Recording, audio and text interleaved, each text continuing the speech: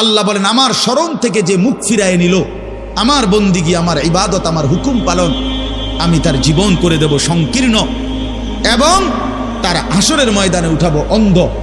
এই জীবন সংকীর্ণ করার একাধিক তাফসির, এর মধ্যে একটা তাফসির হলো এইটা যে আল্লাহ জীবন সংকীর্ণ করে দিবে মানে তার কবরের মধ্যে তার কবরটাকে একেবারে সংকীর্ণ করে দিবে। আল্লাহ রসুল বলছে নাফরমানের কবর রাইখা যখন ফেরেশতা চলে যাবে, কবর ডান পাশের মাটি তারে একটা চাপ দিবে বাম দিকে, বাম দিকের মাটি এক ডান দিকে, আল্লাহর কসম ডান পাশের হাড্ডি পাঁজর ভাঙ্গা ডান দিকে বাম দিকে চলে যাবে, বাম দিকের হাড্ডি পাঁজর ভাঙ্গা। রাসূলুল্লাহ সাল্লাল্লাহু আলাইহি ওয়াসাল্লাম বলছে বন্ধু দেখেন হাত্তা তাখতালিফা আদলাউহু, এই দুই আঙ্গুল যেভাবে এভাবে একটাটার ভিতরে ঢুকে গেছে, খোদার কসম ডান পাশের হাড্ডি পাঁজর বাম পাশের হাড্ডি পাঁজর এইভাবে একটার ভিতরে ঢুকে যায়। এইটার অর্থ এটা। হ্যাঁ, রাসূলুল্লাহ সাল্লাল্লাহু আলাইহি সাল্লাম একদিন হযরত বারা ইবনে আযিব রাদিয়াল্লাহু তাআলা আনহু থেকে বর্ণিত, নবীজি একদিন এক সাহাবীর জানাজা পড়তে গেছেন। জানাজা পড়তে গিয়ে খালি কবরের সামনে কিছুক্ষণ দাঁড়াইছেন, তখনও ওনারে কবরে রাখে নাই, জানাজাও পড়ায় নাই। নবীজি আগে গিয়া কবরটার সামনে দাঁড়াইছে। হযরত বারা ইবনে আযিব বলেন আমরা নবীজির সাথে ছিলাম। আল্লাহর নবী সাল্লাল্লাহু আলাইহি সাল্লাম কবরের খালি এই কবর দেখা অঝরে কাঁদতে শুরু করছে। আমরা সবাই সাহাবীরা নবীজির সাথে কাঁদতে শুরু করলাম। অনেকক্ষণ কাইদা নবীজি চোখের পানি মুইছা আজীব কথা বলছে নবী। রাসূলুল্লাহ সাল্লাল্লাহু আলাইহি সাল্লাম সাহাবীদেরকে লক্ষ্য করে বলছে ইয়া ইখওয়ানি লিমিসলি হাদা ফাআইদ্দু, আমার বন্ধুরা আমার সাথীরা এই কবরে যাওয়ার জন্য তোমরাও রেডি হও। ফাআইদ্দু, তোমরাও প্রস্তুতি নাও, অচিরেই তুমি আমি সবাই এই কবরেই পৌঁছে যাইতে হবে। রাসূলুল্লাহ সাল্লাল্লাহু আলাইহি সাল্লাম বলছে প্রিয় বন্ধু আমার, জওয়ান সাথী আমার, সামান্য এই কয়েকটি জওয়ানি নষ্ট না করা, নষ্ট না করা, কোনোভাবেই নষ্ট না করা। তো এই জন্য বললাম এই সূরা মুলক এটা আল্লাহ তাআলা অত্যন্ত ফজিলতপূর্ণ একটি সূরা। রাসূলুল্লাহ সাল্লাল্লাহু আলাইহি সাল্লাম বলছেন এটা কবরের আযাব থেকে রক্ষা করবে। এই সূরা নিয়মিত তাফসীরের মধ্যে আমি নিজে পড়ছি, তাফসীরে কুরতুবীতে আছে।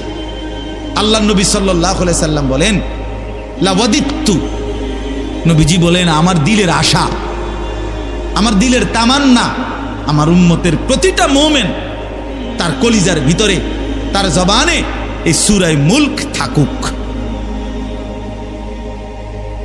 সূরা মুলক থাকুক। অর্থাৎ রাসূলুল্লাহ সাল্লাল্লাহু আলাইহি সাল্লাম বলতেন আমার প্রতিটা মুমিন বান্দা উম্মত যেন এই সূরা মুলক তেলাওয়াত করে, যেন কবরের আযাব থেকে রক্ষা পায়।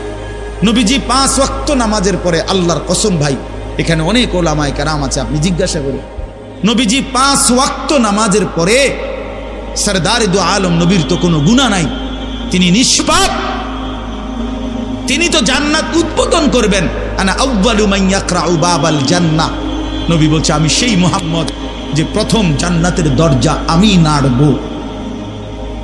জান্নাতের কড়া নাড়ব আমি মুহাম্মদ। ভেতর থেকে ফেরেশতা বলবে আপনি কে? আমি বলবো মুহাম্মদ। ফেরেশতা বলবে আনতাজিরু লাক, আমি তো আপনার অপেক্ষাই করছিলাম, আপনি আসবেন বলেই তো অপেক্ষায় ছিলাম, আপনি উদ্বোধন করে দিলেই তো বাকিরা ঢুকবে। তো সেই নবী যিনি জান্নাত উদ্বোধন করবেন, তিনি 5 ওয়াক্ত নামাজের পরে ভাইয়া প্রতিদিন তিনি যেই কথাটা দোয়া করতেন, এর মধ্যে একটা দোয়া এটা, আল্লাহুম্মা ইন্নী আউযু বিকা মিন আযাবিল কবর ওয়া মিন ফিতনাতিল কবর ওয়া মিন ফিতনাতিল মাসীহিদ দাজ্জাল ওয়া মিন ফিতনাতিল মাহইয়া ওয়াল মামাত। আল্লাহ আমি কবরের আযাব থেকে পানাহ চাই। নবীজি নিজে বলতেন, নবীজি নিজে বলতেন। প্রিয় ভাই বাবা আমার, চলেন সবাই নিয়ত করি, নিজেকে গুনাহ থেকে বাঁচানো দরকার, নিজের আল্লাহর নাফরমানি থেকে বাঁচানো দরকার। আল্লাহ তাআলা বলেন ইন্নাল্লাযীনা ইয়াখশাউনা রাব্বাহুম বিল গায়ব, আমি আল্লাহকে না দেখে আমার কথাগুলো আখিরাত সম্পর্কিত এগুলোকে না দেখে যারা আমি আল্লাহকে ভয় করে, আখিরাতকে ভয় করে, জাহান্নামকে ভয় করে, কবরকে ভয় করে। আল্লাহ বলেন, তাফসীরের মধ্যে লিখছে, ভয় করে মানে হলো গুনাহ বর্জন করে। কোন ব্যক্তি আল্লাহকে ভয় করে, খোদার কসম এই কথার অর্থ হলো গুনাহ ছেড়ে দেয়। যে গুনাহ ছেড়ে দেয় সে আল্লাহকে ভয় করে, যে আল্লাহকে ভয় করে সে গুনাহ ছেড়ে দেয়। কোনো নাফরমান আল্লাহকে ভয় করে না, আল্লাহকে ভয় করলে গুনাহ করতে পারে না। বুঝেন নাই বাংলা কথাটা? এটা কাগজের এই পিঠ ও পিঠ, কাগজের এই পিঠ ওই পিঠ। এই পিঠে যদি লেখা আছে আল্লাহর ভয়, তো ওই পিঠে লেখা থাকবে গুনাহ বর্জন। যে গুনাহ ছেড়ে দেয় সে অটোমেটিকলি আল্লাহকে ভয় করে, যে আল্লাহকে ভয় করে সে গুনাহ বর্জন করে। এই জন্য তাকওয়ার অর্থ আল্লাহর ভয়, এটার প্রথম অর্থ হইল গুনাহ বর্জন। মান খাশিয়ার রহমান, আল্লাহকে ভয়, এটার প্রথম অর্থ গুনাহ বর্জন, গুনাহ বর্জন। আমার শায়েখ আল্লামা মুফতি মুশতাকুন নবী সাহেব সব সময় চিল্লায় মাহফিলে, অনেক সময় হাজারি করে বলে যে বাপ, গুনাহ আগুন, গুনাহ আগুন, গুনাহ আগুন। প্রতিটা গুনার পিঠে ওই পিঠে আগুন আছে। নারীর প্রতিটা বেপর্দা দৃশ্যের মধ্যে খোদার কসম আগুন জ্বলে। ওই সিনেমার নর্তকীর শরীরে আগুন জ্বলে, ওই নায়িকার শরীরে আগুন জ্বলে, মোবাইলের ওই অস্থির ছবির মধ্যে আগুন জ্বলে, মদের আড্ডায় আগুন জ্বলে, জুয়ার আড্ডায় আগুন জ্বলে, সুদের টাকায় আগুন জ্বলে, ঘুষের টাকায় আগুন জ্বলে, বেপর্দা নারীর শরীরে আগুন জ্বলে। ওইটা রূপ না, ওইটা আগুন, ওইটা জাহান্নাম, ওইটা জাহান্নাম। আল্লাহ তাআলা বলেন, ইন্নাল্লাযীনা ইয়াখশাউনা রাব্বাহুম বিল গায়ব। আল্লাহ তাআলা বলেন, আমার যে বান্দারা আমার আখিরাত, আমার জাহান্নাম, আমার পরকাল, আমার কবর, এই কথাগুলোকে ভয় করে, আমি আল্লাহকে ভয় করে, না দেখে, না দেখে, আল্লাহ বলেন আমি ওয়াদা দিলাম, লাহুম মাগফিরাতুন ওয়া আজরুন কাবীর, আমি তাদের পেছনের সব গুনাহ মাফ করে দেব, আর আমার সবচেয়ে বড় পুরস্কার জান্নাত দিয়ে দেব। এখানে এটা এমন শব্দ না যে কিছু শব্দ তো আছে একটা শব্দের সাথে আরেকটা বলছে অর্থহীন, যেমন কলম টলম। তো এটা সবাই বুঝে যে টলমের কোনো অর্থ নাই, কাগজ টাগজ, তো কাগজের অর্থ নাই। কিন্তু শিক্ষা দীক্ষা এমন না, শিক্ষা শব্দের উল্টা না, এটা এমন না যে এটা শিক্ষার উল্টা কিছু না, এটা আলাদা শব্দ। শিক্ষা দীক্ষা, যেমন আমরা অনেক সময় বলি যে নামাজ রোজা, লোকটা নামাজ রোজায় ভালো, তো এর দ্বারা কি শুধু নামাজ আর নামাজের উল্টা শব্দ রোজা না, এটা একটা আলাদা কি আমল। নামাজ একটা ইবাদত, তো রোজা একটা ইবাদত। তো শিক্ষা এটা একটা বিষয়, দীক্ষা এটা একটা বিষয়। শিক্ষা তো তালিম, দীক্ষা এটা তরবিয়ত, আখলাক। আখলাক অর্থাৎ শব্দ মুখস্থ করা এটা যেমন জরুরি, জিন্দিগি গঠন করা এটাও সমান জরুরি, বরং তার চাইতে বেশি জরুরি। এজন্য আমাদের ফেনীর একজন বড় বুজুর্গ আলেম আছেন, ফেনী জামিয়া রশিদিয়া মাদ্রাসার হজরত মাওলানা মুফতি শহীদুল্লাহ দামাত বারাকাতুহুমুল আলী, বাংলাদেশের অনেক বড় একজন বুজুর্গ আলেম। হজরতের মাদ্রাসা ফেনীতে, সেই মাদ্রাসা একটা মাদ্রাসায় কওমি মাদ্রাসা, সেখানে প্রায় 6 থেকে 7 হাজার ছাত্র পড়ালেখা করে, প্রায় 200-এর উপরে উস্তাদ আছে, 200-250 হবে। তো এই জন্য বললাম যে হজরত সবসময় বলে যে পড়া মেধা অনুপাতে কম বেশি হইতে পারে, আখলাক বরাবর হইতে হবে। আখলাক, ছাত্র মেধাগত যোগ্যতার কারণে কেউ রুল নাম্বার 1, কেউ রুল নাম্বার 10, কিন্তু আদব আখলাক বরাবর বরাবর হওয়া চাই। আমরা এটা খুব খেয়াল করি না। আজকে সবাই মনে করে বাচ্চার পড়ালেখা হচ্ছে, ঠিক আছে, পড়তেছে, যাইতেছে, আসতেছে, ছেলেটা পড়তেছে, রেজাল্ট আসছে, কিন্তু আখলাক কোথায়? যে ছেলেটা কখনোই প্রস্রাব করে টয়লেট পেপার ব্যবহার করে না, দাঁড়িয়ে বসে প্রস্রাব করার ক্ষেত্রে কোনো পার্থক্য করে না, তো তার আখলাক, তার জীবন গঠন হইল, শব্দ না মুখস্থ হইল, শব্দ না মুখস্থ হইল।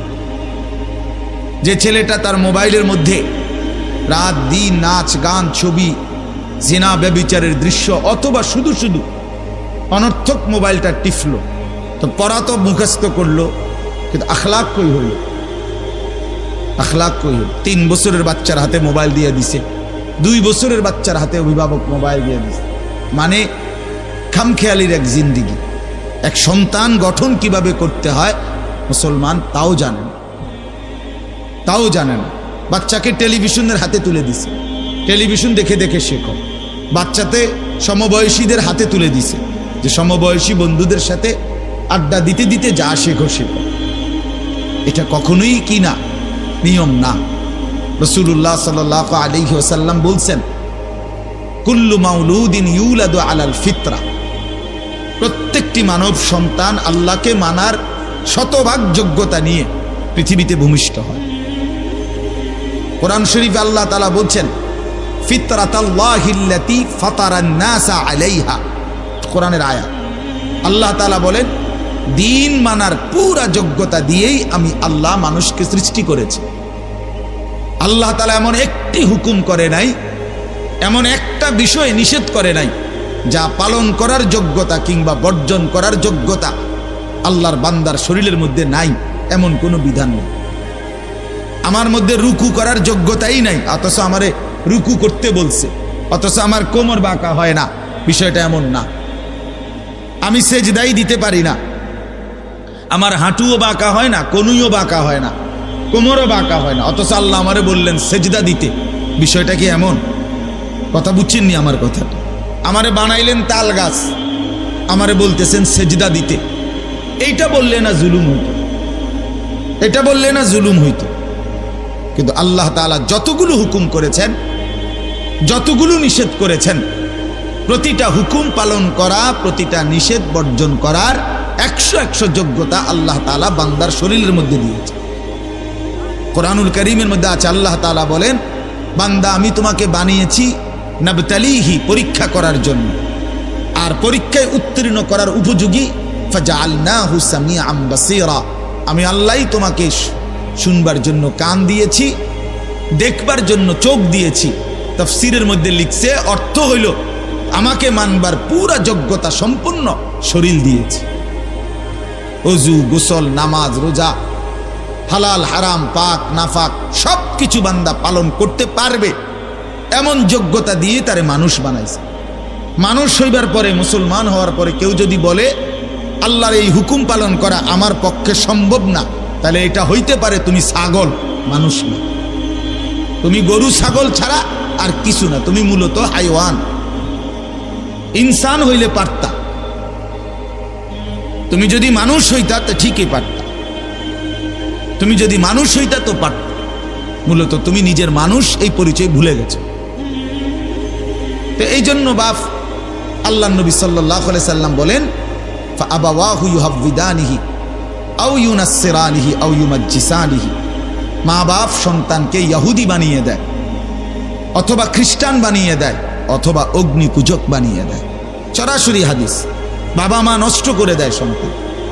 রাসূলুল্লাহ সাল্লাল্লাহু আলাইহি সাল্লাম বলছে, বাবা মা 3 বছরের বাচ্চাটা ছোট্টবেলা থেকেই ঘরে টেলিভিশন দেখে, রঙিন সিনেমা দেখে, নাটক সিনেমা দেখে, তারে এটা শিখাইবার ক্ষেত্রে কে ব্যবস্থা করে দিল? তার মা বাপ।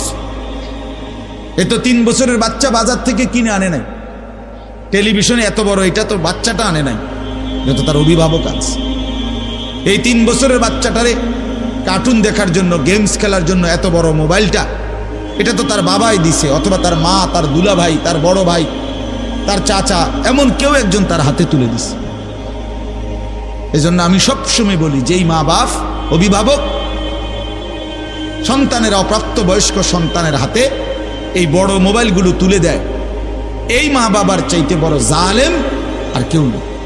ওরা নিজ হাতে সন্তানকে গলা টিপে হত্যা করে ফেলে, ধ্বংস করে দিল, বরবাদ করে দিল, বরবাদ করে দিস। অসংখ্য অভিভাবক আমাদেরকেও তো বলে, বাচ্চা হুজুর খায় না, ঘুমায় না, বাচ্চা মোবাইল না দেখতে না দিলে খায়ও না, ঘুমায়ও না, কান্দে, শুধু কান্দে কান্দে। তার এই বদ অভ্যাস কে বানাইল? আর দ্বিতীয় কথা হইল, কান্দলে কি হয়েছে? কোনো বাচ্চা যদি কাঁদে তো কাঁদলে কি মরে যায় মানুষ? তো হেতে কান্দুক, কাঁদলে কি সে কাঁদতে কাঁদতে সে একসময় থেমে যাবে। 3 বারের পরে 4 বারের পরে সে বুঝে নিবে যে এটা আমারে দিবে না। কথা বোঝেন নাই? কাঁদতে কাঁদতে নইলে 3 বার কাঁদলো, 4 বার কাঁদলো, 10 বার কাঁদলো, একটা পর্যায়ে সে বুঝবে যে এটা আর আমারে দিবে না, এটা আমারে দিবে না। এই জন্য বাপ আমার এটা খেয়াল করা চাই। আমি এই কথাটা শুরু করছি এই কথার থেকে যে কোরআন সুন্নাহর ইলমের জন্য, আদব জন্য। এক তো আপনি শুনলেন প্রতি সপ্তাহে জুমার বয়ান হয়, ইমাম সাহেব কইতে পারবো ইমাম সাহেব কি কয়, আমনে আমনের মতো, হুজুর হুজুরের মতো না। এই শুধু এতটুকুর জন্য আসা যাওয়া, আল্লাহর কথা শোনা, যে কি শুনলাম কিছুই বুঝলাম না, নিজের জন্য কিছুই গ্রহণ করলাম না, এটা ইনসাফ না।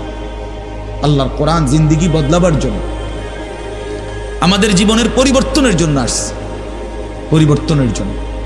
কোরআনুল কারীমের প্রতি অক্ষর নূর, কোরআনুল কারীমের প্রতি অক্ষর হুদান হেদায়েত, কোরআনুল কারীমের প্রতি অক্ষর মাউইজা উপদেশ, কোরআনুল কারীমের প্রতি অক্ষর বুশরা সুসংবাদ, কোরআনুল কারীমের প্রতি অক্ষর বাসায়ের অন্তর্দৃষ্টি সম্পূর্ণ জ্ঞান, কোরআনুল কারীমের প্রতি অক্ষর আহসানাল হাদিস সর্বশ্রেষ্ঠ কথা, কোরআনুল কারীমের প্রতি শব্দ মুতাশাবিহান সাদৃশ্যপূর্ণ, কোরআনুল কারীমের প্রতি শব্দ মাসানি বারবার তেলাওয়াতকৃত পাঠকৃত।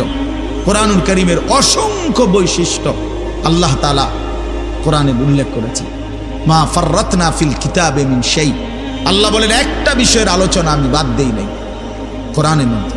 ওয়া নাযালনা আলাইকাল কিতাবা তিবয়ানান লিকুল্লি শাই, বন্ধু আমি আপনার উপরে যে কোরআন নাজিল করেছি তার সমস্ত কিছুর বিস্তারিত বর্ণনা। এজন্য বদনসিব ওই সন্তান, ওই অভিভাবক দুর্ভাগা যে মুসলমান পরিচয় দেওয়ার পরেও নিজ সন্তানকে আল্লাহর কোরআন দেখে দেখেও পড়তে জানে না। আল্লাহর কোরআন দেখে দেখে ছোট বাচ্চা হাফেজে কোরআন হইছে, এই মাত্র দেখছেন আমরা হাফেজে কোরআন হইছে। মুসলমানের সন্তান আল্লাহর কোরআন 30 পারা কলিজার মধ্যে গ্রহণ করছে। আর কি পরিমাণ দুর্ভাগা মুসলমান, আল্লাহর দেওয়া চোখ, আল্লাহর দেওয়া জিহ্বা। আল্লাহ কোরআনে বলছে আলাম নাজআল লাহু আইনাইন, বান্দা আমি কি 2টা চোখ দেই নাই? ওয়া লিসানান, আমি কি জিহ্বা দেই নাই? ওয়া শাফাতাইন, 2টা ঠোঁট কি আমি দেই নাই? হাসরের ময়দানে আল্লাহ তাআলা জিজ্ঞেস করবে বান্দা আমার দেওয়া 2টা চোখ, আমার দেওয়ার জিহ্বা, আমার দেওয়া ঠোঁট, এত লক্ষ কথা বললা, এত কিছু দেখলা, এত শব্দ উচ্চারণ করলা, পৃথিবীর কত লক্ষ কথা তুমি জীবনে বললা, অথচ আমার কালাম সর্বশ্রেষ্ঠ আসমানি কিতাব মালিকের এই কোরআন, এটা একটু দেখে দেখেও পড়তে পারো না, এর চাইতে বড় বদনসিব আর কে হইতে পারে? এজন্য আমি পরিষ্কার বলি সব সময়, আল্লাহর কোরআন যেই মুসলমান দেখে দেখেও শুদ্ধ পড়তে পারে না, আমার দৃষ্টিতে ওই লোকটা বোবা। আপনি বোবা, মূলত দোস্ত তুমি বোবা। বাকি কথাগুলো না বললেও চলতো, বাকি কথাগুলো না বললেও চলতো, এই পৃথিবী ভোগ করা যেত। বোবা মানুষ যারা, তারা কথা না বলতে পারলেও ভাতও খাইতে পারে, ঘুমও যাইতে পারে, পেশাব পায়খানাও করে, বিয়েও করে, বোবা মানুষের বাচ্চা কাচ্চাও হয়। এরকম দেখছেননি কখনো? না, কথা বলেন না কেন? তাহলে বোবায়ও তো পৃথিবী ভোগ করে। তাইলে বোঝা গেল দুনিয়ার এই ভাত মাছ বিয়া বউ, দুনিয়ার এই যৌন চাহিদা পূরণ আর পেশাব পায়খানার ঘুম, এটুকুর জন্য কথা না বললেও চলতো, অন্ধ হইলেও চলতো, অন্ধ হইলেও চলতো, চোখে না দেখলেও কত মানুষ পৃথিবী ভোগ করতেছে। তাহলে যে জবান আল্লাহর দেওয়া, যে চোখ আল্লাহর দেওয়া, সেই মালিকের কালাম দেখে দেখেও পড়তে পারলাম না।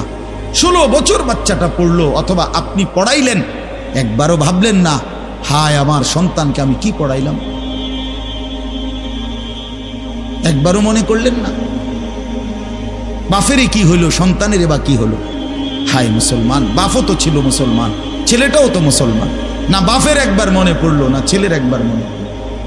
না মায়ের একবার মনে পড়লো, না ছেলেটার একবার মনে পড়লো যে আমার মালিকের কোরআন পড়তে পারি না। পৃথিবীর কত পড়া, দরকারি বেদরকারি মিলাইয়া পৃথিবীর বাকি সমস্ত পড়ালেখার মধ্যে প্রয়োজনীয় অপ্রয়োজনীয় কথার মিশ্রণ।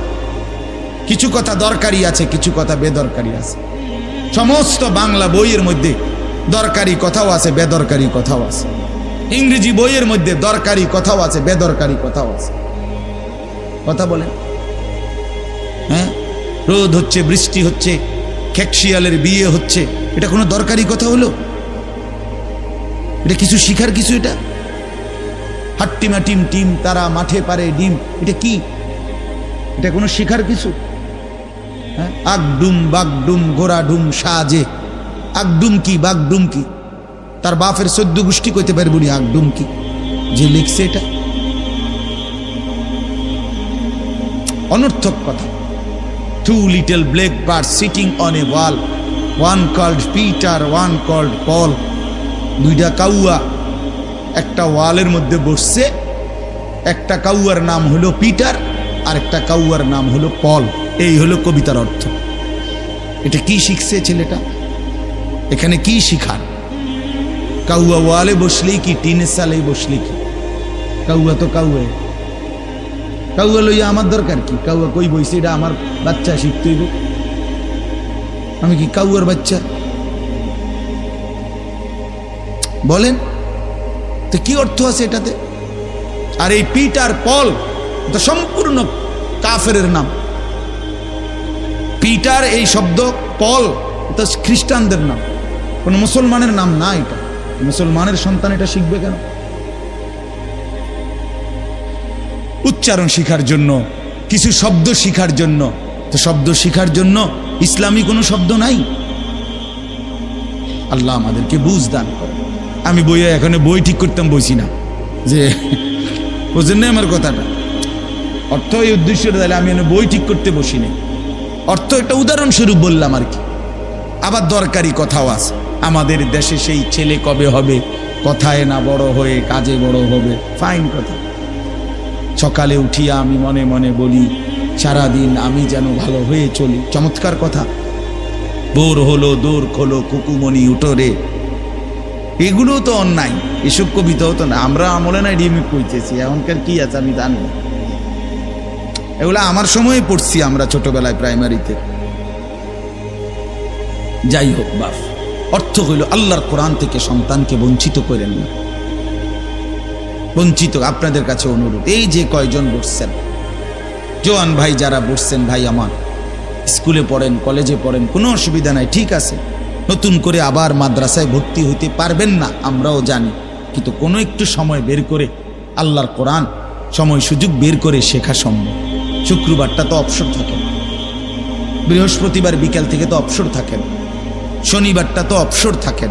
তো একটু আল্লাহর কালাম পড়েন, কোনো একজন আলেমের কাছে, কোনো একজন মসজিদের ইমামের কাছে, কোনো একজন মাদ্রাসার ওস্তাদের কাছে নিজে আলাদা একটু সময় বাইর করেন যে আমার মালিকের কোরআন আমি একটু শুনি, আল্লাহ তাআলার কালাম শুনি।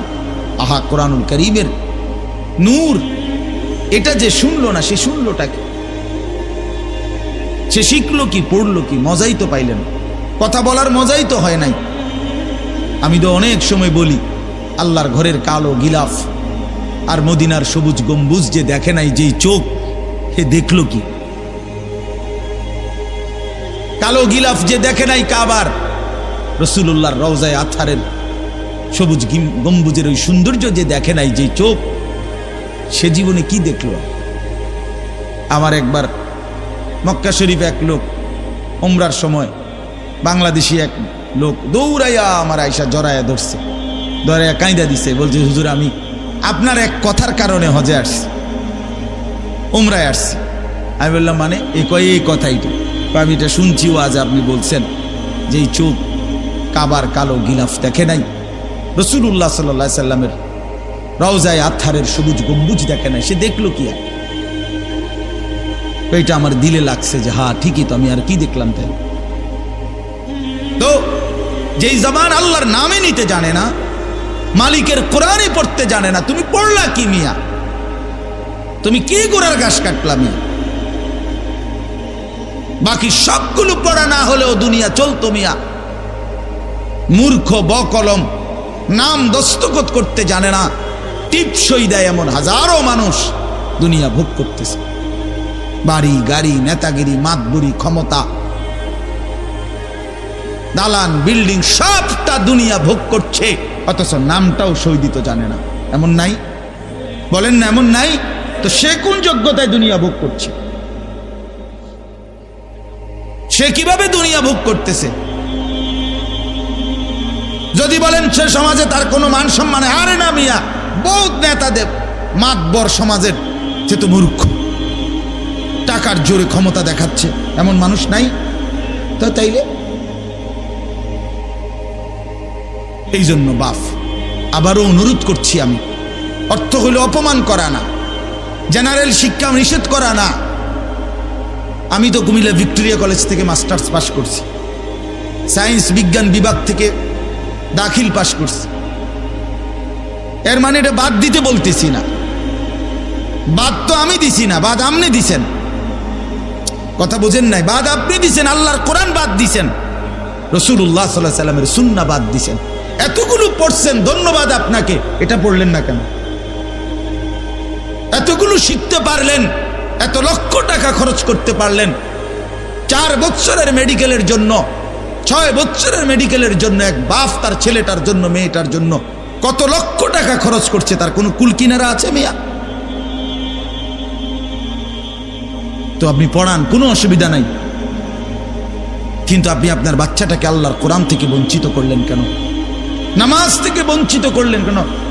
2টা সূরা পড়তে জানে না, একটা আত্তাহিয়াতু শুদ্ধ করে বলতে পারে না, একটা দোয়ায়ে কুনুত পড়তে জানে না। একজন মুসলমান বেটা, 40 বছর বয়স, লজ্জা থাকা উচিত বেটা, ওই বেটা শরম থাকা উচিত বেটা। কার জমিন খাইতেছ, কার আসমান ভোগ করছো, কার দুনিয়া ভোগ করতেছ? এত বড় মালিকের আসমান ও জমিন ভোগ করে সেই মালিকের সেজদাটাও ঠিক মতো দিতে জানে না, সেই মালিকের নামটাও পড়তে পারে না। এর চাইতে লজ্জার কি হইতে পারে বলেন বাবা? অপমান কি হইতে পারে? আল্লাহ আমাদেরকে বিবেক দান করেন, আল্লাহ আমাদেরকে বিবেক দান করেন। বিবেক থাকা চাই, বিবেক থাকা চাই। কোরআনুল কারীমের মধ্যে আছে, আল্লাহ তাআলা বলছে, একটা সাংঘাতিক কথা আছে কোরআন শরীফে, ফাবিআইয়ি হাদিসিন বা'দাহু ইউমিনুন। আমার দিল নড়ে কোরআনের এই আয়াত শুনলে, কলিজা শুদ্ধা কাইপা ওঠে। আল্লাহ তাআলা কোরআনে বলছে, এই 29 পারার মধ্যেই আছে, সূরা মুরসালাতের মধ্যে আল্লাহ তাআলা বলে, বান্দা 23 বছরে আমি আমার রাসূলের কাছে এই সর্বশ্রেষ্ঠ কিতাব নাজিল করলাম, আমার সবচেয়ে শ্রেষ্ঠতম কথাগুলো আমি তোমাদের জন্য দিলাম। বান্দা, এর চাইতে আর দামি কোন কথা বললে তোমরা আমার কথা মানতা? বুঝেন নাই? ফাবিআইয়ি হাদিস, ফাবিআইয়ি হাদিস। আল্লাহ বলছে, বান্দা এরপরে আর কি বললে, এর চাইতে দামি কথা আর কোনটা বললে, আর কোন কিতাব নাজিল করলে, আর কেমনে বললে? ফাবিআইয়ি হাদিসিন বা'দাহু ইউমিনুন। আর কিভাবে বললে বান্দা ঈমান আনতা, বিশ্বাস করতা? আকিমুস সালাহ, আকিমুস সালাহ 80 বারের চাইতে বেশি বলছি আমার কোরআনে, আর কতবার বললে আমারে সেজদা দিতা? ইত্তাকুল্লাহ, ইত্তাকুল্লাহ বারবার বলেছি, আল্লাহকে ভয় করো, আর কতবার বললে বান্দা আমারে ভয় করতা? কতবার বলছি? আল্লাহ বলবেন। রাসূলুল্লাহ সাল্লাল্লাহু আলাইহি সাল্লাম বাপ আমার, বন্ধু আমার, নওজোয়ান সাথী আমার, মনে রাখবেন, বিশ্বাস করেন, রাসূলুল্লাহ সাল্লাল্লাহু আলাইহি সাল্লাম হাসরের ময়দানে অসংখ্য উম্মতকে জিজ্ঞেস করবে। এই আমলনামা যখন দেখবে, প্রত্যেকটা উম্মত তার নিজ নিজ আমলনামা, রাসূলুল্লাহ সাল্লাল্লাহু আলাইহি সাল্লাম দেখবেন। এই আমলনামা দেখে নবী জিজ্ঞেস করবে, উম্মত 23টা বছর একটানা আমি কেঁদেছি, উম্মত 23 বছর তোদের জন্য আমি কেঁদেছিলাম। এমনও রাত গেছে, সারা রাত উম্মতের জন্য আমি কেঁদেছি, সারা রাত দোয়া করছি উম্মতের জন্য। তায়েফের পাথরের আঘাতে পিঠ, চালনির মতো ছিদ্র বানায় ফেলছি। পেটের কষ্টে, ক্ষুধার কষ্টে 14 দিনের চাইতে বেশি পেটে 2টা পাথর বাইদা ক্ষুধার কষ্ট হজম করছি। উহুদের দান শহীদ করা রক্তে আমি বেহুশ হয়ে আমি পড়েছিলাম। সেই নবী আমি আর কত কাঁদলে, আর কত রক্ত ঝরাইলে উম্মত তুমি আমার কথা মনে করতা, তুমি আমার কথা ভাবতা? সাল্লাল্লাহু আলাইহি ওয়াসাল্লাম যখন এটা জিজ্ঞেস করবেন তখন কি জবাব হবে? বাপ বলেন, ইনসাফের কথা বলেন। কি মনে করছেন সুপারিশ? হাসরের ময়দানের সুপারিশ মানে কি? মুখে বিড়ি, সিগারেট, চেহারায় রাসূলুল্লাহ সাল্লাল্লাহু আলাইহি ওয়াসাল্লামের সুন্নাত নাই, 50 বছর ধরে সুদের লেনদেন, কোনদিন 5 ওয়াক্ত নামাজ আদায় করেন নাই, স্ত্রী বেপর্দা, ঘরের মধ্যে প্রতিদিন রঙিন টেলিভিশন চলতেছে, এই অবস্থায় কবরে যাইবেন। আর হাসরের ময়দানে দাঁড়াইলেই নবীজি সুপারিশ করে আপনারে বেহেশত দিয়ে দিবেন। বিষয়টা মামুর বাড়ি না, বিষয়টা মামুর বাড়ি মনে করছেন আপনি। এটাকে কি মনে করলেন আপনারা? রাসূলুল্লাহ সাল্লাল্লাহু আলাইহি সাল্লাম সুপারিশ করবেন, এর কোনো নিয়ম কানুন নাই, কোনো বিধি নিষেধ নাই, আইন কানুন নাই। হাউজে কাউসারের পানি, এটা কি 10 টাকার পানির বোতল মনে করছেন?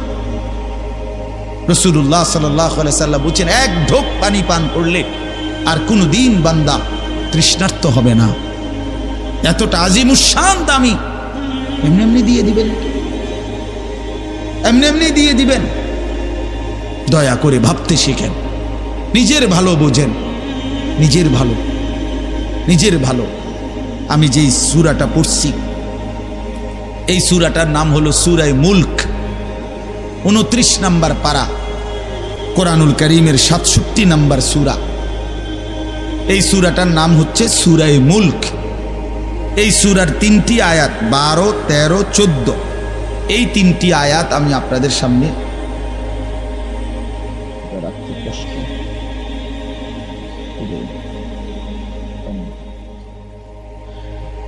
এই 3টি আয়াত আমি তেলাওয়াত করছি।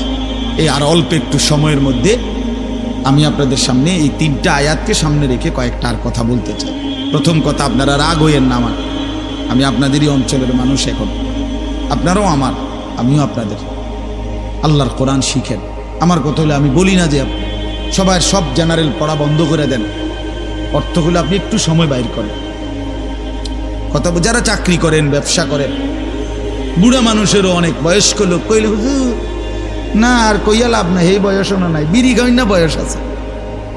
হ্যাঁ মাশাআল্লাহ, বিড়ি খাইতে কইলে চা দোয়ানে গপ মারুন না, বয়স ঠিকই রয়েছে অন।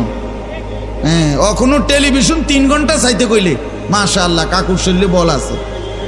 মানুষের বেডির নাচ দেখবো, এতে কোনো লজ্জা শরম নাই। দুনিয়া ভোগ করতে বললে, ভাত খাইছে মাত্র, এখন যদি বলেন আবার আপেল খাইবেন নি, হদ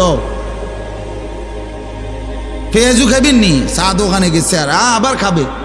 দুনিয়া পুরাটা ভোগ করবে, 90 বছরও দুনিয়া ফুরায় না, 90 বছরও আখেরাত মনে পড়ে না। আফসোসের ব্যাপার মিয়া। আল্লাহ বলছে কোরআনে, আলাম ইয়ানি লিল্লাযীনা আমানু আন তাখশা কুলুবুহুম লিযিকরিল্লাহ।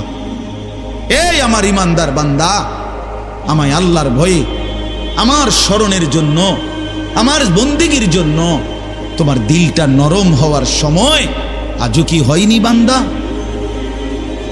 365 দিনে, খোদার একটা বছরে যে কোনো দিন ফজরের নামাজ পড়লা না যুবক, তোমারে যেন আল্লাহ ডেকে বলে, হায় বান্দা, তাহলে কি আর কোনো দিন নামাজ পড়বা না?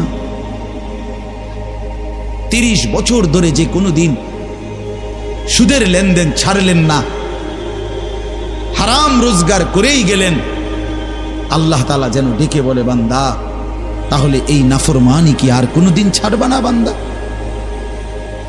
সিদ্ধান্ত নিয়ে ফেলছো তাইলে আজীবন সুদের উপরেই থাকবা, আজীবন মিথ্যার উপরেই থাকবা। তাহলে কি বান্দা এই ফয়সালায় নিয়ে ফেলছো আজীবন কাস্টমার ঠকাইয়েই যাইবা, ওজনে কমই দিয়ে যাবা? তাহলে কি এই ফয়সালা নিয়ে নিছো তোমার বিবি আজীবন বেপরদাই থাকবে? তোমার ঘরে অহরহ প্রতিনিয়ত রঙ্গিন টেলিভিশন চলবে নিয়মিত, এই ফয়সালা তোমার? ঠিক আছে বান্দা, কুলু ওয়া তামাত্তাউ কালিলান ইন্নাকুম মুজরিমুন। কোরআন শরীফের আয়াত। আল্লাহ বলছে নাফরমান বান্দা, খাও, দুনিয়া ভোগ করো কিছুক্ষণের জন্য, শুধু মনে রেখো ইন্নাকুম মুজরিমুন, তুমি কিন্তু পাপী। এই কথাটা শুধু মনে রাখো, বাকিটা পরে হইব, ভাত খাও। হ্যাঁ হ্যাঁ, কোরআন শরীফের আয়াত এটা। কুলু ওয়া তামাত্তাউ কালিলান ইন্নাকুম মুজরিমুন। আল্লাহ যেন বলে 8টার সময় যেই নাফরমান নাস্তা খাইতে বসে, আল্লাহ বলে বান্দা খা, কোনো অসুবিধা নাই, শুধু মনে রাখিস বেঈমান ফজরের নামাজ পড়ো নাই। কথা কান শুধু মনে রাখো, পরে হইব অন খাও। রাত 10টা বাজে যেই নাফরমান ভাত খাইতে বসছে, আল্লাহ তাআলা যেন ডাক দিয়ে বলছে বেঈমান খা, ভাত খা, খানা আমি আটকাইতাম না, শুধু মনে রাখিস এশার নামাজ পড়স নাই, ভাত খা বেঈমান। খানা আটকাবো না, খানা আমি জন্তু জানোয়াররাও খাওয়াই, তোরে খাওয়াবো না কেন? খানা আমি কুকুর বিড়ালরেও খাওয়াই, খানা আমি গরু ছাগলরেও খাওয়াই, তোরে দেব না কেন বান্দা? খা, শুধু মনে রাখবি ইন্না আ'তাদনা লিল কাফিরিনা সালাসিলা ওয়া আগলালাম ওয়া সাঈরা।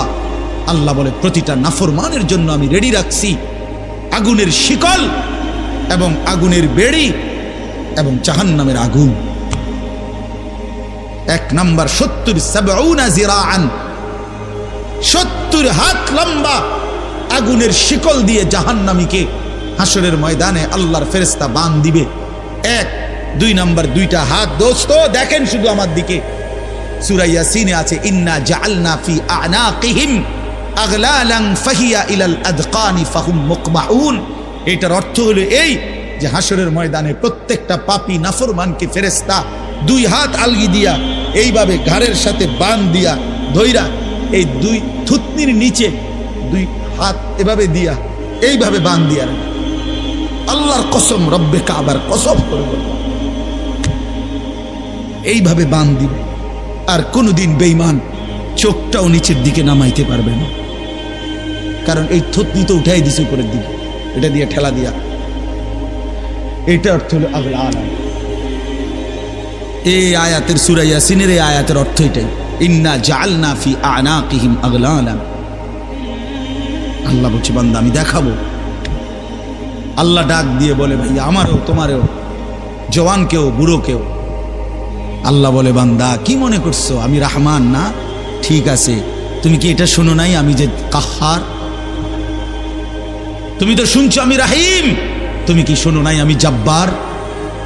আমি যুনতিকাম, আমি প্রতিশোধ গ্রহণকারী, আমি সারিউল হিসাব, দ্রুত হিসাবকারী, আমি জব্বার, আমি প্রবল প্রতাপান্বিত, কাহ্হার, আমি মুতাকাব্বির, আমি বারি। তুমি জানো না আমার একটা নাম শুনলা, আমার দয়ার নামটা শুনলা, আমি যে শাস্তি দেব সেটা শোনো নাই? কি ভাইয়া, কোরআনুল কারীমের মধ্যে জান্নাতের বর্ণনা যেমন আছে, জাহান্নামের বর্ণনা নাই? কথা বলেন না কেন? তো সেগুলো কার জন্য? সেগুলো কার জন্য? মা সালাকাকুম ফি সাকার ক্বালু লাম নাকু মিনাল মুসাল্লিন। একবারে সোজা বাংলা দেখেন, জাহান্নামী জাহান্নামে চিৎকার করবে, জাহান্নামের ফেরেশতা ডাক দিয়ে বলবে বেঈমান জাহান্নামে কেন আসলি? ক্বালু লাম নাকু মিনাল মুসাল্লিন। নাফরমান বলবে বন্ধু ফেরেশতা ভাই আমি দুনিয়াতে নামাজি ছিলাম না। কি ছিলাম না? সরাসরি কোরআনের আয়াত। আল্লাহ বলেন ওয়াইলুন ইয়াউমাইদিল লিল মুকাদ্দিবিন। সমস্ত মিথ্যাবাদী নাফরমান পাপীদের জন্য সেদিন জাহান্নাম।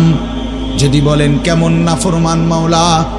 আল্লাহ বলেন ওয়া ইদা কিলা লাহুমুর কাউ লা ইয়ারকাউন। দুনিয়ায় এই নাফরমানকে যতবার বলা হয়েছিল রুকু করতে, সেজদা করতে, নামাজ পড়তে, বেঈমান নামাজ পড়ে নাই, এজন্য জাহান্নাম। কোরআনুল কারীমে আল্লাহ বলছেন কাল্লা ইদা বালাগাতিত তারাকি, নাফরমানের মৃত্যুর সময় যখন আসবে, মালাকুল মউত আজরাইল তারে যখন ডাক দিবে, আইয়াতুহান নাফসুল খাবিসা, প্রতিটা পাপী নাফরমানের জান কবজের সময় আজরাইল যখন ডাক দিয়ে বলবে, হে খবিস আত্মা বের হ, উখরুজি বের হ, আত্মাটা বের হতে চাইবে না।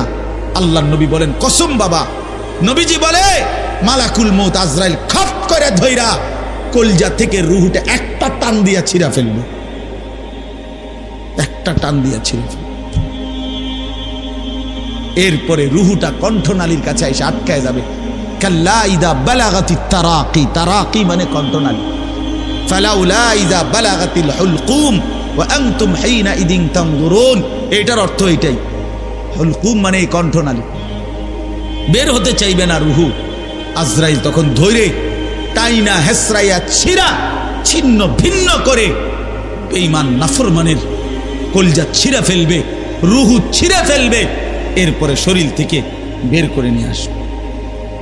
আরে বন্ধু, এই কোরআনে আছে, আল্লাহ নিজে বলছে এমন নির্মম মৃত্যু হলো কেন, এই নাফরমানের মউত এত কঠিন হলো কেন, তার কলজা ছিঁড়া ফেলছে, রুহু ছিঁড়ে ফেলছে, এমন মৃত্যু হলো কেন? আল্লাহর কসম বাপ, আমারেও বলি, আপনারেও বলি, আল্লাহ কোরআনে সরাসরি বলছে এমন ভয়ানক মৃত্যু হলো কেন, ফালা সাদ্দাকা ওয়ালা সাল্লা, কারণ এই নাফরমান আমি আল্লাহর কথায় বিশ্বাস করে নাই, ওয়ালা সাল্লা, এবং নামাজ পড়ে নাই, নামাজ পড়ে নাই, নামাজ পড়ে। হ্যাঁ, বেনামাজি সন্তান মনে রাখো, বাদ দুগা খাইতে এলে খুব মাতবর, মোবাইল একখান টিপে, মোটরসাইকেল একখান চালায়। হ্যাঁ, বাহ বাহ বাহ বাহ বাহ বাহ বাহ। আর কি, আর ধরে কে?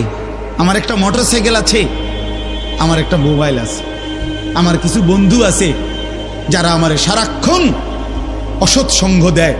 যখনই আমার সমস্ত নাফরমানি মন চায়, কিছু অসৎ বন্ধু মিলে যায়, যে বন্ধুরা আমার সারাক্ষণ চরিত্রহীনতা শিখায়, অসভ্যতা, নোংরামি, অশ্লীলতা, বেহায়াপনা শিখায়। এমন কিছু বন্ধু যার মিলে গেছে, একটা মোটরসাইকেল মিলে গেছে, একটা মোবাইল মিলে গেছে, তো নারীর ছবি, আড্ডা, জিনা, ব্যভিচারের দৃশ্য, মদের আড্ডা, জুয়ার আড্ডা, নারীর আড্ডা, নারীর আলাপ, অথবা মোবাইলের অশ্লীল ছবি দেখা, এই জিন্দেগি মুসলমান। এর জন্যই আল্লাহ তাআলা আমাদেরকে মুসলমানের ঘরে বানাইছিলেন। এই জন্যই আমার বাবা মুসলমান, এই জন্যই আমার মা মুসলমান। আল্লাহ আপনি মাফ করে দেন, ইনসাফের সাথে ভাইবেন। অনেক নওজোয়ান ভাই, সবাইরে অনুরোধ করলাম, দোস্ত আমার, ইনসাফের সাথে ভাইবেন, নিজেরে নষ্ট করেন না। ছেলেরা আমার, ভাইয়া নিজেরে নষ্ট করো না ভাই, নওজোয়ান ভাই নিজেরে নষ্ট করো না। শেষ পর্যন্ত কেউ নাই, শেষ পর্যন্ত একদিন, দিন শেষে, রাত শেষে দেখবেন আমার সাথে কেউ নেই, আমি একাই, আমি একাই। একদিন কবর আমারে সব সম্পর্ক ছিন্ন করে দিবে, একদিন মৃত্যু আমাকে সব ভুলায় দিবে, সব ভুলায় দিবে। তো এই সূরাটার নাম হলো সূরা মুলক। এটা কোরআন শরীফের অত্যন্ত ফজিলতপূর্ণ একটা সূরা, মাত্র 30টা আয়াত এই সূরার মধ্যে। আল্লাহ নবী সাল্লাল্লাহু আলাইহি ওয়াসাল্লাম বলছেন, এই সূরাটি যে নিয়মিত তেলাওয়াত করবে, আল্লাহ নবী বলেন, তুমজিহি মিন আযাবিল কবর, এই সূরা মুলক তাকে কবরের আযাব থেকে রক্ষা করবে। এটাই সূরার ফজিলত। এজন্য আলহামদুলিল্লাহ উলামায়ে কেরাম, আমাদের মাদ্রাসাগুলোর তালিবে ইলম এবং আল্লাহওয়ালা বুজুর্গানে দ্বীন সব সময় রাত্রিবেলা ঘুমের আগে আগেই এই সূরা মুলক তেলাওয়াত করে। এই 4-5 মিনিট সময় লাগে, কিন্তু এই সূরার বড় ফজিলত হলো, আল্লাহ নবী সাল্লাল্লাহু আলাইহি সাল্লাম বলেন, এই সূরা কবরের আযাব থেকে রক্ষা করবে, কবরের আযাব থেকে রক্ষা করবে। আমার ভাই, আমার বন্ধু, রাসূলুল্লাহ সাল্লাল্লাহু আলাইহি সাল্লামের অগণিত হাদিস এই কথার প্রমাণ করে যে কবরে আযাব হবে। হাসরের আযাব তো আছেই, জাহান্নামের আযাব তো আছেই, কবরেও আযাব হবে। মেন বিচার তো হবে হাসরের ময়দানে, তার আগেই আযাব হবে কবর। আপনারা সহজ বাংলায় বুঝবেন, আসামি যখন ধরে ফেলে, তখন মামলার হিয়ারিং তো চলে, মামলার শুনানি তো চলে, কিন্তু সে কারাগারে ঠিকই আটকায় রইছে। কারাগারের কষ্ট যন্ত্রণা সে হাজতি হিসাবে ভোগ করতে থাকে। আবার যখন মামলার রায় হয় তখন সে আবার আসামির পরে হিসাব করে, কিন্তু কষ্ট লাঞ্ছনা এটা তো তার শুরু হয়ে যায়। যদিও এখনো বিচার শেষ হয় নাই, বিচার প্রক্রিয়াধীন, 10 দিন 50 দিন 20 দিন 1 মাস পর পর মামলার ডেট পরে শুনানি হয়, কিন্তু সে তো থাকে কারাগারে, সে তো থাকে কারাগারে। তো আল্লাহ পাক রব্বুল আলামিন বলেন নাফরমান সে তো হাসরের ময়দানে বিচার হবে চূড়ান্ত, কিন্তু কবর থেকেই আযাব শুরু, কবর থেকেই আযাব শুরু। রাসূলুল্লাহ সাল্লাল্লাহু আলাইহি সাল্লাম খুব বেশি হাদিসের মধ্যে আছে, একজন বিখ্যাত সাহাবী, আপনারা সবাই ওনার নাম জানেন, ইসলামের 3য় খলিফা হযরত ওসমান রাদিয়াল্লাহু তাআলা আনহু। কিতাবের মধ্যে আছে, আমরা নিজে আত-তাযকিরা, আমার কাছে কিতাব আছে আরবি, ইমাম কুরতুবী রাহমাতুল্লাহ আলাইহির লিখিত কিতাব, ওখানে আছে হযরত ওসমান রাদিয়াল্লাহু তাআলা আনহু যখন কোনো কবরের সামনে দাঁড়াইতেন তো প্রচন্ড কাঁদতেন, ভীষণ কাঁদতেন, হাত্তা ইয়াবুল্লা লিহিয়াতাহু, কাঁদতে কাঁদতে উনার দাড়ি ভিজে যেত। তো উনার সাথীরা জিজ্ঞেস করতেন, হযরত আপনি জাহান্নামের কথা বললেও এত কাঁদেন না, অথচ কবরের দেখলে এভাবে কাঁদেন কেন? তো তিনি বলতেন, ইন্নাল কবরা আউয়ালু মানাজিলিল আখিরা, শোনো কবর হচ্ছে আখিরাতের প্রথম ঘাঁটি। ফাইন নাজা মিনহু ফামা বাদাহু আইসারু মিনহু, যদি কোনো ব্যক্তি এই কবরের ঘাঁটিতে বাইচা যায় পরবর্তী সবগুলো ঘাঁটি তার জন্য সহজ। ওয়া ইন লাম ইয়ানজু মিনহু ফামা বাদাহু আশাদ্দু মিনহু, এই কবরে এই ঘাঁটিতে যে জিততে পারবে না, বাঁচতে পারবে না, তো পরবর্তী সবগুলো ঘাঁটি তার জন্য তার চাইতে বেশি কঠিন। এই কথার কারণে আমি ভয় পাই, কবর দেখলে আমার মনে পড়ে, হায় আমি এই কবরের আযাব থেকে বাঁচবো কিনা, এই ভয়ে আমার কাঁদতে থাকি। তো এরপরে তিনি বলছেন, হযরত উসমান রাদিয়াল্লাহু তাআলা আনহু বর্ণনা করেন যে আল্লাহর নবী সাল্লাল্লাহু আলাইহি সাল্লাম বলছেন, আমার ভাই খেয়াল করে শুনেন, নবীজি নিজে বলছেন, আল্লাহ রাসূল সাল্লাল্লাহু আলাইহি সাল্লাম জীবনে কোনোদিন একটা শব্দ বানায়া বলছেন? কথা বলেন, অতিরিক্ত বলছেন, বেশতি বলছেন, শুধু ভয় দেখানোর জন্য বলছেন না, তামাশা করে বলছেন? এটা আপনাদের ইয়াকিন তো? কথা বলেন না। আল্লাহর নবী সাল্লাল্লাহু আলাইহি সাল্লাম বলেন, মা রাআইতু মানজারান কাত্তু ইল্লা ওয়াল কবরু আফজাউ মিনহু। রাসূলুল্লাহ বলেন, হযরত ওসমান বর্ণনা করেন যে আমি নবীজির জবানে শুনছি, নবীজি বলছেন, হে আমার উম্মত, আল্লাহর কসম উম্মত, কবরের চাইতে অধিক ভয়ানক কোন আযাবের দৃশ্য আমি রাসূল মুহাম্মদ দেখি নাই, আমি দেখি। রাসূলুল্লাহ সাল্লাল্লাহু আলাইহি সাল্লাম বলছেন, প্রিয় ভাই আমার, আল্লাহর নবী সাল্লাল্লাহু আলাইহি সাল্লামের সরাসরি হাদিস, যে ব্যক্তি কবরের 3টা প্রশ্নের জবাব দিতে পারবে না, রাসূলুল্লাহ সাল্লাল্লাহু আলাইহি সাল্লাম বলেন আল্লাহ তাআলার পক্ষ থেকে তখন ফেরেশতাদের কাছে ঘোষণা আসবে, আফরিশুহু মিনান নার ওয়ালবাসুহু মিনান নার ওয়াফতাহু লাহু বাবান ইলান নার, আমার এই নাফরমান বান্দার কবরে জাহান্নামের বিছানা বিছিয়ে দাও, জাহান্নামের পোশাক পরিয়ে দাও, আর জাহান্নাম বরাবর তার জন্য কবর থেকে দরজা খুলে দাও। ফেরেশতারা যখন এই কার্যক্রমটা শেষ করবে, প্রথম জাহান্নামের বিছানা বিছায় দিছে, পোশাক পরায় দিছে, জাহান্নাম বরাবর দরজা খুলে দিছে, আল্লাহর নবী সাল্লাল্লাহু আলাইহি ওয়াসাল্লাম বলেন, একজন ফেরেশতা এসে তখন ফায়ুদরাবু লাহু বিমিতরাকাতিন মিন হাদিদিন, নবীজি সাল্লাল্লাহু আলাইহি ওয়াসাল্লাম বলেন, তখন একটা লোহার হাতুড়ি, লোহার গুর্জ, লোহার হাতুড়ি দিয়ে একজন ফেরেশতা তাকে একটা আঘাত করবে। কি আঘাত, কোথায় আঘাত করবে? সরাসরি হাদিসের শব্দ, বারবাতান বাইনা উযুনাইহি, তার 2 কান বরাবর একটা আঘাত করবে। রাসূলুল্লাহ সাল্লাল্লাহু আলাইহি সাল্লাম বলেন, ফায়াসিহু সাইহাতান, ওই নাফরমান তখন এত জোরে চিৎকার করবে, ইয়াসমাউহা মান ইয়ালিহি ইল্লা সাকালাইন, মানুষ এবং জিন ব্যতীত আল্লাহর সমস্ত সৃষ্টি ওই বেঈমানের চিৎকার শুনতে পাবে।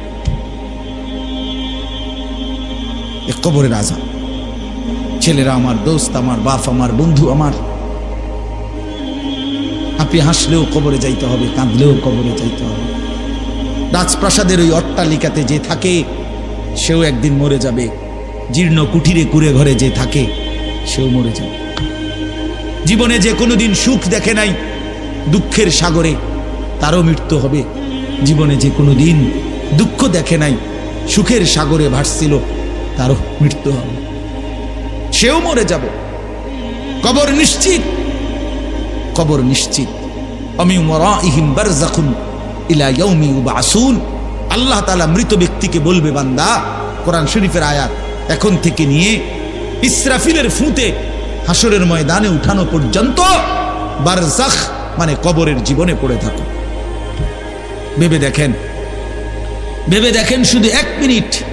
আমিও ভাবি, আপনিও ভাবেন। হাদিসের মধ্যে আছে, মা বাইনান নাফখাতাইন 40। ইসরাফিল প্রথম ফু দিলে জমিনের সবকিছু মাটির নিচে চলে যাবে। দ্বিতীয় ফু দিলে মাটির নিচ থেকে আবার সবাই উঠে হাসরের ময়দানে দাঁড়াবে। তো নবীজি সাল্লাল্লাহু আলাইহি সাল্লাম বলছে, এই 2 ফুঁয়ের মাঝখানে ব্যবধান হবে 40। তো মুহাদ্দিসিনে কেরাম, ওলামায়ে কেরাম বলেন, কেউ কেউ এই 2 ফুঁয়ের মাঝখানে ব্যবধান হতে পারে 40,000 বছর। তাহলে ধরে নেন, সর্বশেষ যেই লোকটা কবরে গেছে, যদি তার কবরে আযাব হয়, তাহলে তার কবরের আযাব ভোগ করতে হবে 40,000 বছর। এবার বলেন তো, এখন যারা মরতেছে, এবার বলেন তো রাসূলুল্লাহ সাল্লাল্লাহু আলাইহি সাল্লামের জামানায় যারা মারা গেছে, এবার আরো পিছনে যান, ইব্রাহিম আলাইহিস সালামের জামানায় যারা মারা গেছে, এবার আরো পিছনে যান, নূহ আলাইহিস সালামের জামানায় যেই অবিশ্বাসী বেঈমানগুলো মারা গেছে, তারা আজকে কত বছর যাবত কবরে আযাব ভোগ করতেছে। বুঝছেননি আমার কথাটা? হ্যাঁ, কোরআন শরীফে আছে, ওমান আ'রাযা আন যিকরি ফাইন্না লাহু মাঈশাতান দানকা ওয়া নাহশুরুহু ইয়াওমাল কিয়ামাতি আ'মা। আল্লাহ বলেন, আমার স্মরণ থেকে যে মুখ ফিরায় নিল, আমার বন্দিগি, আমার ইবাদত, আমার হুকুম পালন, আমি তার জীবন করে দেব সংকীর্ণ, এবং তার হাসরের ময়দানে উঠাবো অন্ধ। এই জীবন সংকীর্ণ করার একাধিক তাফসির, এর মধ্যে একটা তাফসির হলো এইটা, যে আল্লাহ জীবন সংকীর্ণ করে দিবে মানে তার কবরের মধ্যে তার কবরটাকে একেবারে সংকীর্ণ করে দিবে। আল্লাহ রসুল বলছে, নাফরমানের কবর রাইখা যখন ফেরেশতা চলে যাবে, কবর ডান পাশের মাটি তারে একটা চাপ দিবে বাম দিকে, বাম দিকের মাটি এক ডান দিকে। আল্লাহর কসম, ডান পাশের হাড্ডি পাঁজর ভাঙ্গা ডান দিকে বাম দিকে চলে যাবে, বাম দিকের হাড্ডি পাঁজর ভাঙ্গা।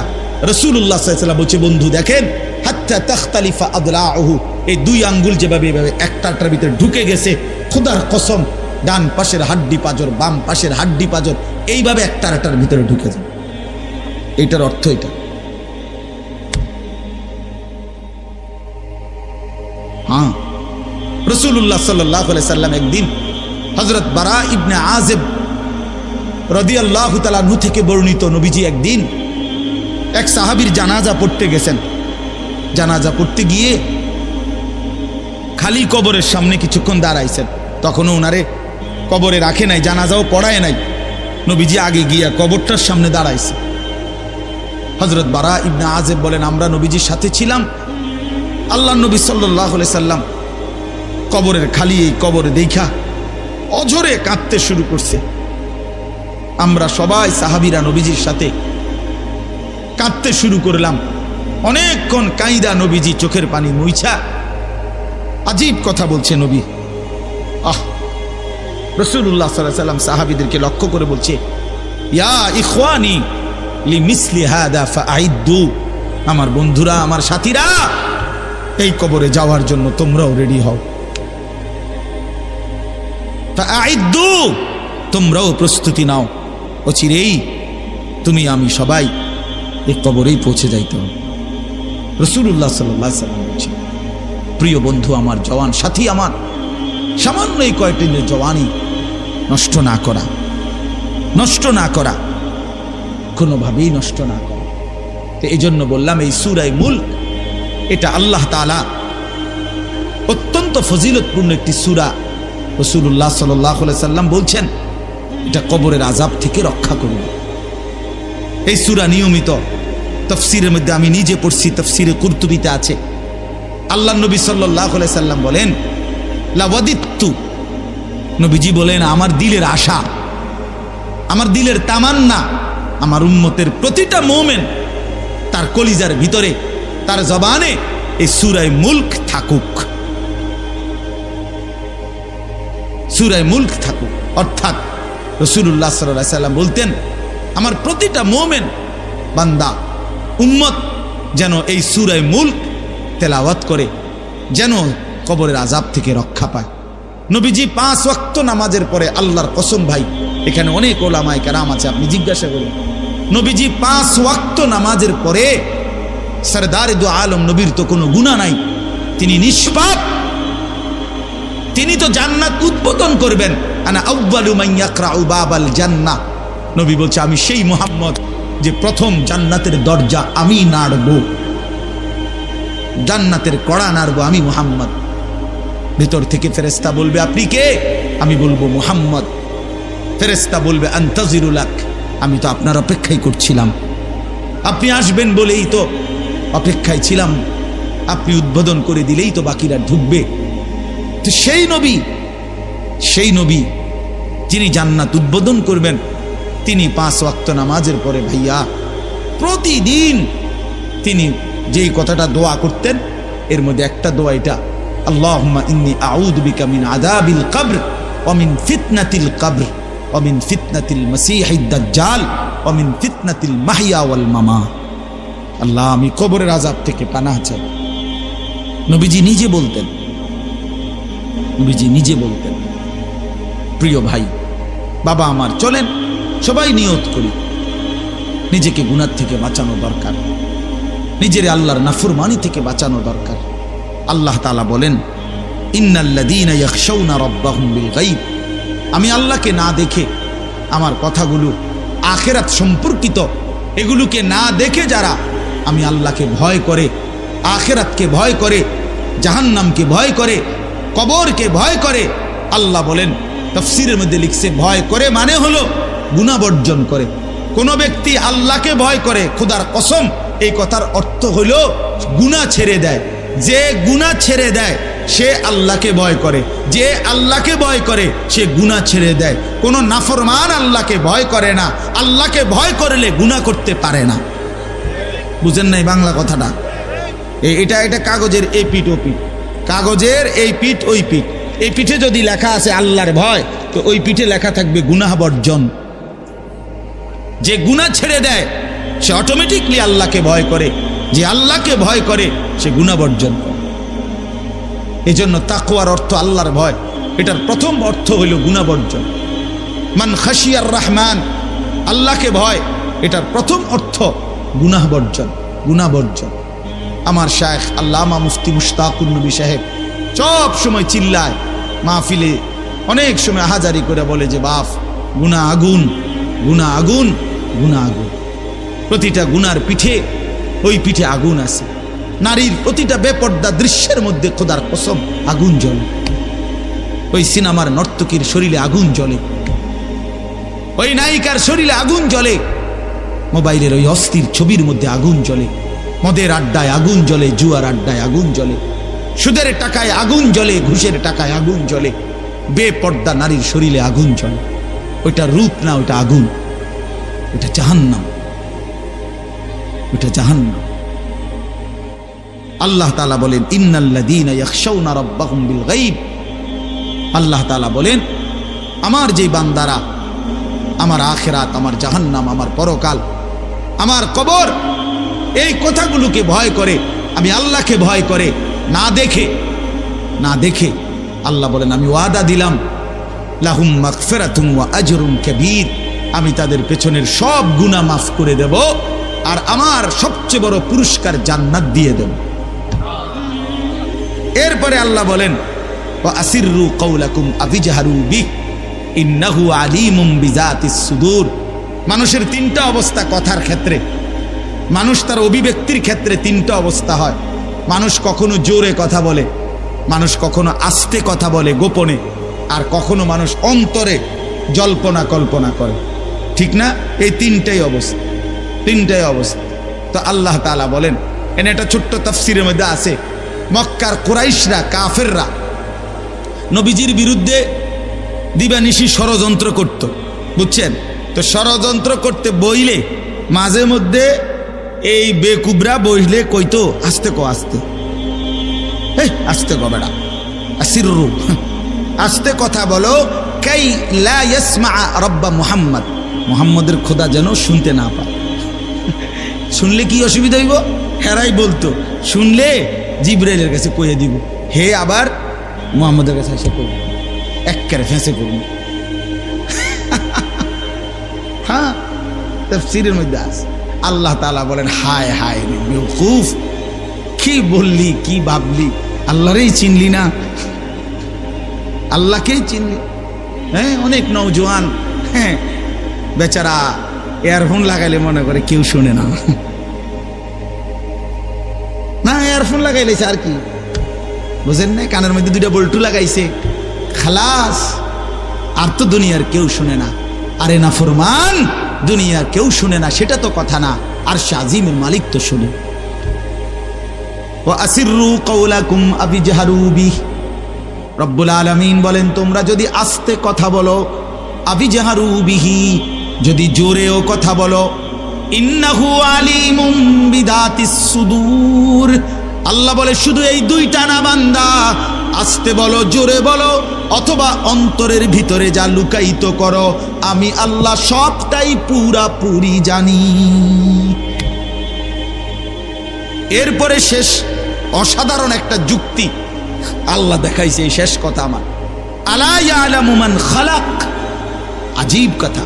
আল্লাহ বলে, আচ্ছা বান্দা, তোমার আমি একটা কথা জিজ্ঞাই, তুমি আমার কথাটার উত্তর দাও।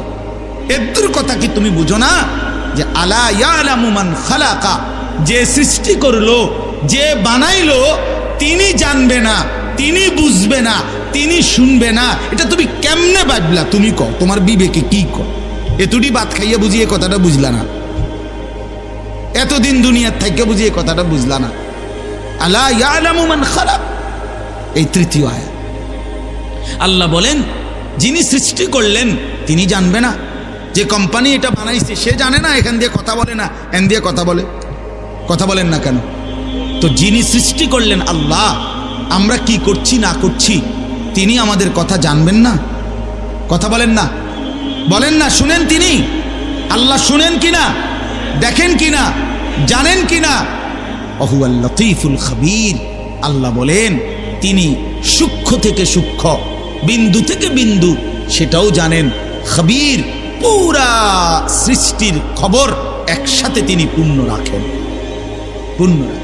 এজন্য দোস্ত আমার, রাত 2টা বাজে, নওজোয়ান মনে করছে চারিদিকে কেউ জেগে নাই, সবাই ঘুমায় গেছে, এজন্য সে মোবাইলের উলঙ্গ ছবি দেখছে। আল্লাহ ডাক দিয়া বলে, আনিস আমি আছি। মালিক ডাক দিয়া বলে, আলাম ইয়ালাম বিআন্নাল্লাহ ইয়ারা, তুমি কি এই ভেবেছো তুমি জানো না বান্দা, আমি যে সারাক্ষণ তোমাকে দেখি। আল্লাহ তাআলা রাতেও দেখে, দিনেও দেখে, একাকীও দেখে, প্রকাশ্যও দেখে, অন্ধকারেও দেখে, আলোতেও দেখে। 7 আসমানের উপরে কোনো ফেরেশতা হাঁটলেও মালিক দেখে, 7 তবক জমিনের নিচে কোনো পিঁপড়া হাঁটলেও মালিক দেখে। আটলান্টিক মহাসাগরের যে প্রাণী গভীর তলদেশে, আল্লাহ তাকেও দেখে। হিমালয়ের সুউচ্চ চূড়ায় যে প্রাণী, আল্লাহ তাকেও দেখে। ওয়া ইয়ালামু মা ফিল বাররি ওয়াল বাহর, জলে স্থলে যা আছে আল্লাহ বলেন সব তিনি জানেন। ওয়া মা তাসকুতু মিন ওয়ারাকাতিন ইল্লা ইয়ালামুহা, একটা গাছের পাতাও যদি পড়ে আল্লাহ বলেন আমি তাও জানি। ওয়ালা হাব্বাতিন ফি যুলুমাতিল আরদ, মাটির তলদেশে যেই চারা দানা বীজ তোমরা রোপণ করছো, বপন করছো, আল্লাহ বলে কোন দানা কোন চারা আমি তাও জানি। ওয়ালা রতবিন ওয়ালা ইয়াবিসিন, শুকনায় কি আছে ভিজাতে কি আছে আমি সব জানি।